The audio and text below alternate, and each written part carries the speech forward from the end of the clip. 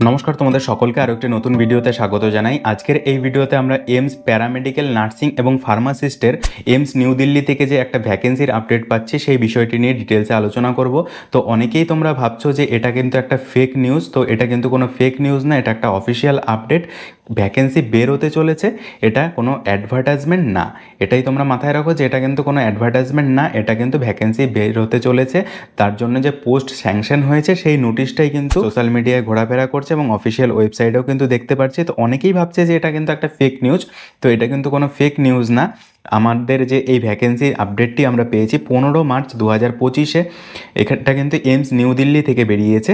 এখানে কি বলছে, অফিস মেমোরেন্ডামে creation non faculty post for mother and child block at AIIMS new দিল্লিতে থেকে কিন্তু এই ভ্যাকেন্সিটি মানে এই শূন্য পদগুলো তৈরি হয়েছে। তো সেখানটায় কিন্তু রিক্রুটমেন্ট হবে। টোটাল 520টা কিন্তু ভ্যাকেন্সি রয়েছে প্যারামেডিক্যাল নার্সিং এবং ফার্মাসিস্টের জন্য। তো এটাই আমরা ডিটেলসে দেখব যে এখানে কি কি পোস্ট নেওয়া হবে, বেতন কত থাকবে এবং কারা কারা অ্যাপ্লাই করতে পারবে, এবং এখানে টোটাল ভ্যাকেন্সি আপডেট কি রয়েছে, কোন পোস্টের জন্য কতগুলো করে সিট রয়েছে, কারা কারা অ্যাপ্লাই করতে পারবে, ডিপ্লোমা, বিএসসি। চলো দেখে নিই। তোমরা যদি চ্যানেলে নতুন হয়ে থাকো চ্যানেলটিকে সাবস্ক্রাইব করে দিও, ভিডিওতে অবশ্যই একটি লাইক করে দিও। প্যারামেডিক্যাল নার্সিং ফার্মাসিস্ট রিলেটেড সমস্ত ইনফরমেশন কিন্তু তোমাদেরকে দেওয়ার চেষ্টা করব এই চ্যানেলের মাধ্যমে। তো এখানে অফিসিয়াল মেমোরেন্ডামে কিন্তু nursing superintendent, assistant nursing superintendent, nursing officer মানে নার্সিংয়ের জন্য কিন্তু 3টে পোস্ট রয়েছে। তার মধ্যে লেভেল 10 রয়েছে, পে লেভেল 10 নার্সিং সুপারিনটেন্ডেন্টের জন্য। যেটার প্রয়োজন এখানটায় যে তোমাকে এমএসসি কোর্স করা থাকতে হবে, তাহলে কিন্তু নার্সিং সুপারিনটেন্ডেন্ট হওয়া যাবে। পোস্ট রয়েছে 2টো এবং অ্যাসিস্ট্যান্টের জন্য পোস্ট রয়েছে 10টা, নার্সিং অফিসারের জন্য টোটাল পোস্ট রয়েছে 420টা।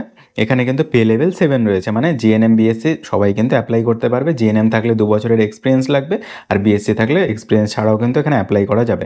অপথ্যালমিক অ্যাসিস্ট্যান্ট গ্রেড 1-এর জন্য পে লেভেল রয়েছে 6 এবং এখানে পোস্ট রয়েছে 1টা, মানে এখানে কিন্তু বিএসসি করা থাকতে হবে। সিনিয়র পারফিউশনিস্ট মানে তোমাকে বিএসসি করা থাকতে হবে পারফিউশন টেকনোলজির উপরে, তাহলেই কিন্তু তুমি এখানে অ্যাপ্লাই করতে পারবে। আমরা যখন ডিটেলস অ্যাডভার্টাইজমেন্ট বের হবে, অ্যাডভার্টাইজমেন্টও কিন্তু একই রকম থাকবে। এবার এখানে পারফিউশনিস্টের জন্য টোটাল ভ্যাকেন্সি রয়েছে 1টা, পে লেভেল রয়েছে 7, মানে নার্সিং অফিসারের যেটা পে লেভেল সেটাই কিন্তু রয়েছে। তারপরে পারফিউশনিস্টের জন্য লেভেল রয়েছে 6, মানে এখানে কিন্তু তোমরা ডিপ্লোমা হোল্ডার হলেও অ্যাপ্লাই করতে পারবে, তার সঙ্গে এক্সপিরিয়েন্স থাকলে। জুনিয়র ফিজিওথেরাপিস্টের কিন্তু লেভেল 6-এর রয়েছে স্যালারি এবং টোটাল ভ্যাকেন্সি রয়েছে 3টে। ট্রান্সপ্ল্যান্ট কোঅর্ডিনেটরে রয়েছে লেভেল 7 এবং ভ্যাকেন্সি রয়েছে একটা। টেকনিক্যাল অফিসার ওটি, এখানেও কিন্তু লেভেল 6 রয়েছে এবং ভ্যাকেন্সি রয়েছে টোটাল 8টা।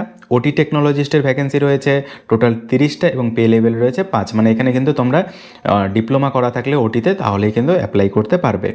ডায়েটিশিয়ানের পোস্ট রয়েছে, ডায়েটিশিয়ানের বিএসসি এমএসসি কোর্স করা থাকতে হবে, তাহলে তোমরা এখানে অ্যাপ্লাই করতে পারবে। একটা ভ্যাকেন্সি রয়েছে এবং পে লেভেল রয়েছে 7, মানে 44,900 টাকা বেসিক পে লেভেল রয়েছে। এবার অ্যাসিস্ট্যান্ট ডায়েটিশিয়ানের জন্য কিন্তু লেভেল 6-এর রয়েছে, মানে এখানে হয়তো বিএসসি করা থাকলেই তোমরা অ্যাপ্লাই করতে পারবে। তো ডিটেলস অ্যাডভার্টাইজমেন্ট নোটিফিকেশন অনুযায়ী কিন্তু আমরা ডিটেলসটা বুঝতে পারবো। মেডিকেল ল্যাব টেকনোলজিস্টের জন্য লেভেল 6 রয়েছে, এখানে কিন্তু বিএমএলটি করা থাকতে হবে বা বিএসসি করা থাকতে হবে, তাহলেই তোমরা এখানে অ্যাপ্লাই করতে পারবে মেডিকেল ল্যাব টেকনোলজিস্টের জন্য। টোটাল ভ্যাকেন্সি 4টে রয়েছে।